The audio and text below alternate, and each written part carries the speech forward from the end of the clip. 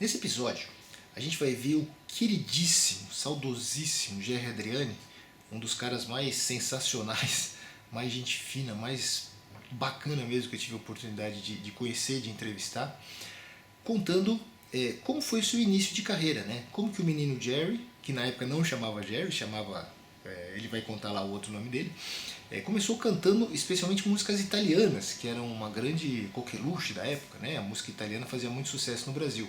Então o Gerry, por ser originário da Moca, né, de São Paulo, já ter uma formação dentro desse berço de italianos em São Paulo, ele começa cantando músicas italianas para depois tender mais para o lado da música jovem. Vamos dar uma olhada no querido Gerry Adriani, que Deus o tenha, contando um pouquinho sobre o início da carreira dele e como que aquele menino da Moca se tornou Gerry Adriani. Dá uma olhada nessa história. E que tudo mais vá pro inferno.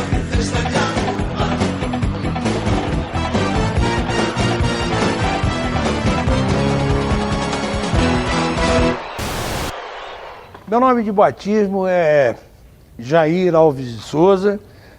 Eu sou nascido em São Paulo, mais precisamente na zona leste de São Paulo, nasci no Brás.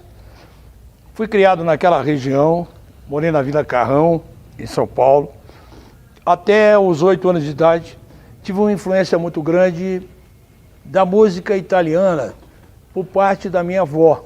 Minha avó foi quem me criou na minha primeira infância e ela faleceu quando eu tinha 5 anos incompletos, num acidente.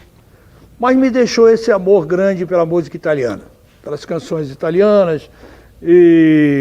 Enfim, eu descobri praticamente que eu cantava mesmo antes de descobrir que eu falava.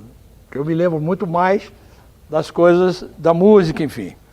Minha primeira infância eu sempre tive um amor muito grande pela música.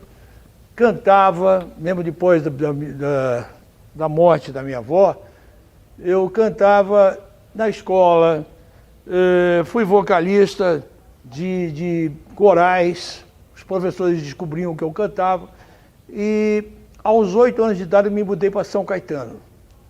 Em São Caetano, eu tive uma professora que me incentivou muito e me pediu que eu começasse a frequentar aulas de canto. Comecei a fazer aulas de canto em Santo André, sempre cantando de uma forma amadora, né? E sempre incentivado por essas pessoas que acreditavam que eu tinha uma voz bonita, que eu podia cantar, que eu tinha jeito para isso, tudo mais, etc. Comecei a fazer aulas em Santo André, passei para um conservatório de São Caetano, que foi a Academia de Música, Escola de Música do Paulo Reale, onde eu tinha um professor chamado Croppo, que queria que eu me tornasse um cantor lírico. Sucede que o meu professor Croppo, depois de um tempo, de um ano mais ou menos, ele faleceu de um infarto fulminante, o que foi um choque para mim, mas isso significou para o Jair o ingresso num outro estilo musical. Eu tinha amigos na escola que, particularmente um que tinha um grupo musical chamado Os Rebeldes, e ele me chamou para fazer parte desse grupo. E foi exatamente com esse grupo Os Rebeldes que eu comecei a fazer minhas primeiras apresentações. Tínhamos um programa de rádio na Rádio Cacique de São Caetano, programa esse que foi tirado do ar, porque os programas de música jovem, que era rock and roll na verdade, eles tinham aquela frequência de público jovem, as pessoas dançavam, quebravam as cadeiras, tumulto e tal, e o dono da rádio mandou tirar o programa do ar. E nós ficamos basicamente ali desempregados, com uma ou outra tentativa em São Paulo nos programas que existiam na época. Dentre estes programas, Antônio Aguilar. Em 1964, eu acabei no programa do Júlio Rosenberg, tendo uma oportunidade que foi uma das derradeiras tentativas, seria uma das derradeiras tentativas do Jair, porque eu estava meio que cansado de sair de São Caetano, eu tinha meu emprego, né? Já nessa época eu trabalhava. E aí eu pensava assim, poxa, eu não vou conseguir nunca essa história de ser cantor profissional, existe tanta gente e tudo mais. Eu já havia ali assumido o nome do Jerry, porque era cantor de rock and roll, e eu não podia cantar rock and roll com o nome de Jair. Jair era um nome muito mais ligado à música popular brasileira, mas havia o nosso inesquecível, amado irmão Jair Rodrigues, que já existia na época, um cantor de Baião chamado Jair Alves, era meu homônimo, inclusive, porque eu sou Jair Alves de Souza, né?